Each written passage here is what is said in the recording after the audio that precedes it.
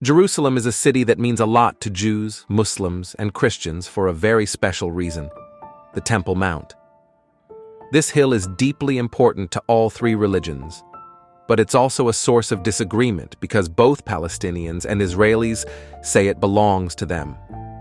For thousands of years, the Temple Mount in Jerusalem has been the most hotly contested piece of ground on earth. And what happens there reveals much about the times in which we live. Speaking of Temple Mount, the Dome of the Rock is built on the top of Mount and most likely the place that was the Holy of Holies of the Jerusalem Temple, a place of significant importance for the Jews and therefore also for the Christians. It was also a significant city in the life of Jesus and his disciples. Recently, unexpected events happened at this sacred site, shocked many people. Join us to discover all the mysteries around this holy place. Looking over the mountain, standing on the Mount of Olives and looking east and west beyond the mountain, one can connect the dots of ancient and modern Jerusalem. Looking out to the east, we can see a new Arab village post-1967, which was made from refugees from East Jerusalem, including those removed from the Jewish quarter. The municipal borders of Jerusalem do not include this village. The road ends it. In fact, many of the buildings are uninhabited with people waiting for future political developments. From up top on Augusta Victoria, we can see the villages to the south, such as Azaria, Beit Pagi, and Abu Dis.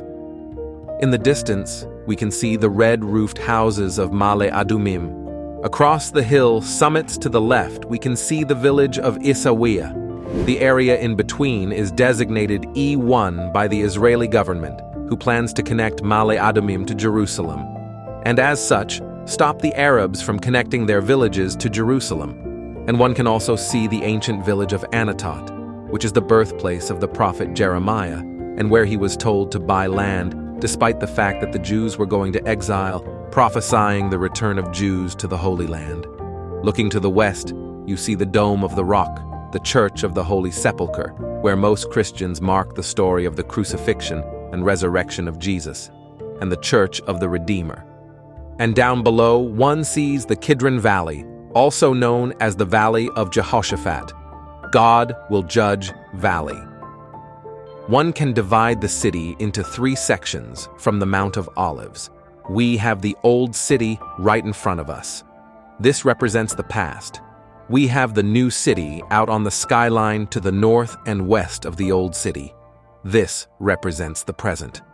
Below us is the Kidron Valley. This is the future. Myths surrounding what is beneath the Dome of the Rock. As we know, the Dome of the Rock sits on the top of Mount Moriah. At its peak is a rock known as the foundation stone, and the Dome of the Rock was built around it, or upon it. According to Jewish tradition, the foundation stone is considered the place where the creation of the world began. It was also the location where Abraham fulfilled God's test to see if he would be willing to sacrifice his son, Isaac. It is disputed if this was the location of the Holy of the Holies, upon which the Ark of the Covenant was placed in Solomon's temple. Near the foundation stone, there are 15 steps that descended into a cavern known as the Well of Souls. The name Well of Souls is from an Islamic legend that this place the spirits of the dead can be heard awaiting Judgment Day. The stairs and passageway to the Well of Souls are believed to have been created by the Crusaders who recaptured Jerusalem in 1099 and turned the Dome of the Rock into a church. The myths, legend, and mysteries that surround the Well of Souls isn't concerned with the cave itself, but what may lie beneath it. Supposedly, there is another cave system below, said to be the true Well of Souls. Several theories what may lie below the cave include a great abyss that still riles with matters of the biblical flood, and that this is the location Noah landed when the great flood subsided. Another theory is that it is the final resting place of the lost Ark of the Covenant, the sacred vessel that contains the original 10 Commandments that God gave to Moses upon Mount Sinai. No one really knows exactly what is down there, and there is also the theory that there is nothing there at all. This question will not be answered in the near future due to the cave's religious importance and the diplomatic and political sensitivities that surround it. No archaeological digs have any chance of being approved anytime soon. Located in Old Jerusalem, the Temple Mount on which the dome sits was the site of the Jewish temple the Romans destroyed in 70 AD. The Muslims used the dome, built on the Temple Mount between 689–691 AD, as a mosque. However, at the time of its construction, it was actually patterned off Byzantine churches in the area, and evidence suggests it was originally intended as a Jewish building, or as a church, not a Muslim one. Some Muslims believe the dome marks the spot where Muhammad ascended to heaven. It is also believed to be the place where the angel Gabriel took Muhammad to pray with Jesus, Abraham, and Moses. It is the Muslim equivalent of the Mount of Transfiguration, recorded in the Bible, where Jesus spoke with Moses and Elijah. But not all Muslims are unanimous on this. Other Muslims believe Muhammad ascended to heaven at the Al-Aqsa Mosque, also located on the Temple Mount, but at its outer edge, outside what would have been the Jewish temple's original walls. In contrast, the dome is at the center of what was the Jewish temple area. The only remnant from that period today is the Western Wall. In the book, The Temple Mount, the late Rabbi Shlomo Goren says Al-Aqsa Mosque was built for the Muslims and faces towards Mecca as Muslim buildings traditionally do. The Dome on the Rock does not do that, and Goren says that was because it was constructed as a prayer room for the Jews and actually served as that until around the 1700s. There are many different views and beliefs about the Temple Mount, which is why it has been at the center of controversy for centuries. Whatever the reason, the situation verifies that the final and most difficult issue in any peace negotiations will be the Temple Mount. Casting a long view into the future, we can see ominous and significant trends. Each threatens Israel's rightful claim to the Mount. But collectively, they also point to future events that ought to leave Bible-believing Christians breathless. There are endless scenarios for the Temple Mount. One of them could look like this. The trend toward secularization reinforces an increasing abdication of Israel's biblical and historical claim to the Mount. Consequently, the chances of Israel successfully promoting an official policy of controlling the top of the Mount become wafer slim at best. This scenario is consistent with a March 2005 report from Israel National News, which notes that a Dahav Institute survey shows only 51% of Israeli Jews favor sole Israeli control of the Temple Mount. The logical next step would be international control of the site. However, under the 1954 Hague Convention administered by UNESCO, archaeological digging in occupied territories is forbidden. The UN and EU undoubtedly consider all of Israel's 1967 war acquisitions, including the Old City and Temple Mount, occupied.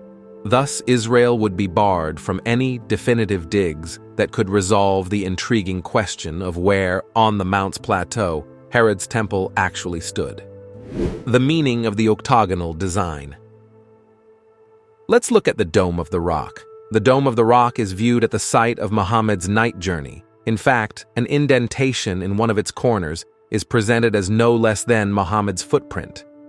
But was the Dome of the Rock really formed to commemorate Muhammad's night journey? The structure of Dome of the Rock is imitating in its design Byzantine concentric churches. The remains of such churches can be seen to this day in sites like Caesarea, Capernaum, Mount Gerizim, and more. Furthermore, its dome is the same size as the dome over the tomb of Jesus at the Holy Sepulchre, merely 500 meters away. In addition, inside the Dome of the Rock are quotes from the Quran that manifest the Muslim view on Jesus, a prophet, but not a Messiah, the son of Mary, but not the son of God. So it seems that the Dome of the Rock was created mostly to compete with the Church of the Holy Sepulchre and Christian theology in general. Indeed, the 10th century Jerusalemite Muslim historian al-Maqdisi stated that the Dome of the Rock was created to compete with the Christians and nothing more. Yet other Muslim sources indicate the Dome of the Rock related to another sanctity and not Muhammad's night journey. What is going to happen with the Dome of the Rock? The Bible doesn't mention the Dome of the Rock specifically. However, it does mention the measuring of the Temple Mount area, which the angel told John to measure. The area outside the rebuilt temple area is given to the Gentiles for their use temporarily. This would include the area where the Dome of the Rock currently resides.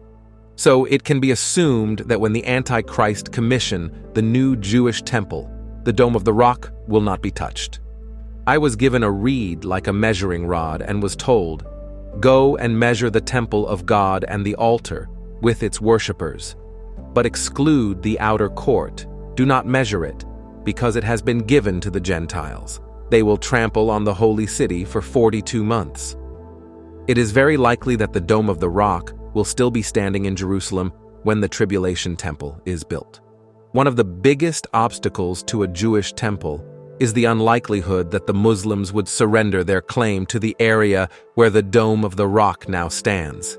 Even if by some remote chance the dome is destroyed, Islamic law requires that all damaged mosques be rebuilt. According to some leading archaeologists, the Holy of Holies of the First and Second Temples was not located on the spot where the Dome of the Rock now stands. They believe it once stood about 70 yards to the north at a location called the Dome of the Spirits. Paul's prophecy of the Antichrist sitting in the temple and claiming to be God proves that there will be a rebuilt temple, so that he, the Antichrist, takes his seat in the temple of God, displaying himself as being God. There is a strong indication that some sort of compromise will be reached between the Arabs and Jews. In Revelation 11, John the Revelator is given a rod and told to measure the temple of God. He is told not include the outer court because it is given to the Gentiles. "And there was given me a reed like unto a rod, and the angel stood saying, Rise and measure the temple of God, and the altar, and them that worship therein. But the court, which is without the temple, leave out, and measure it not. For it is given unto the Gentiles, and the holy city shall they tread under foot 42 months. The end times is happening. The Mount of Olives and the Kidron Valley below it sit at the crossroads of the world's three monotheistic religions. Jews, Christians, and Muslims all believe that the end of days is going to happen right here. Situated 800 meters above sea level, several biblical accounts are believed to have occurred on the mountain, and it has been used as a place of spirituality and burial going back to the time of Abraham. There is a Jewish midrash or tale about Noah's Ark ending up on top of the mountain, Cooper said. In 2 Samuel, King David fled from Absalom through the Kidron Valley and over the Mount of Olives on his way to the east. In First Temple times, the goat of Azazel, the scapegoat, was taken through the mountain on the way out to the wilderness on Yom Kippur to atone for the sins of Israel, according to Leviticus 16. And in Second Temple times, the red heifer was burnt in the area, although only 6 times in 200 years. 2 more were burnt, but were deemed unfit for use. The first and only other time it was done was by Moses in the desert. It will be done for a 10th time, it is said, by the Messiah. Its ashes were put in a vessel with water and used for purifying people who touched a corpse, as stated in Numbers 19:1-22. And according to the vision of Zechariah, the end of days will be announced by God on the Mount of Olives. For Christians, the Mount of Olives served as Jesus' base during the main events, the last week of Jesus' life, his arrival in Jerusalem and his shuttling between Jerusalem during the day to preach and Bethany at night, the Last Supper, the betrayal, his crucifixion and resurrection. At its peak during Byzantine times, there were 24 Christian churches and monasteries on the mountain. For Jews, it is the burial ground for some of the Bible's most important prophets. Jewish folklore from the Middle Ages attributes the Mount of Olives as the burial site of the prophets Haggai and Malachi, as well as the prophet Isaiah. It also houses some 70,000 to 100,000 other graves, making it the largest cemetery in Israel. These graves include the inhabitants of the Jewish quarter killed in 1948. Future temple on the Temple Mount. Will there be a future Jewish temple on the Temple Mount? Many Orthodox Jews pray for it, wait on it, and plan for it. Bible-believing Christians who read 2 Thessalonians 2:3-4 literally say yes. There we are told that the man of sin, the son of perdition, will sit as God in the temple of God, showing himself that he is God. This act will mark the imminent return of Jesus Christ. The linguistic use of the word for temple in verse 4 corresponds to the same Old Testament term that denoted the physical Jerusalem temple. After Jesus walked out of Herod's temple and predicted its destruction, it mentioned in Matthew 24:1-2, he sat on the Mount of Olives and elaborated on the end of days. He told his disciples that an abomination of desolation would precede the Great Tribulation, which must occur before his glorious appearing. Admittedly, there have been prototypes for this abomination. The best known was Antiochus Epiphanes, who, in 167 BC, plundered the treasury, defiled the temple, and dedicated it to Zeus. However, Jesus clearly was speaking of an event further in the future, which involved a future temple, and would immediately precede the Great Tribulation and his imminent return. Where would such a temple be constructed? Interestingly, there seems to be sufficient room on the 1 million square foot plateau itself to house a temple without disturbing the mosques or the Dome of the Rock.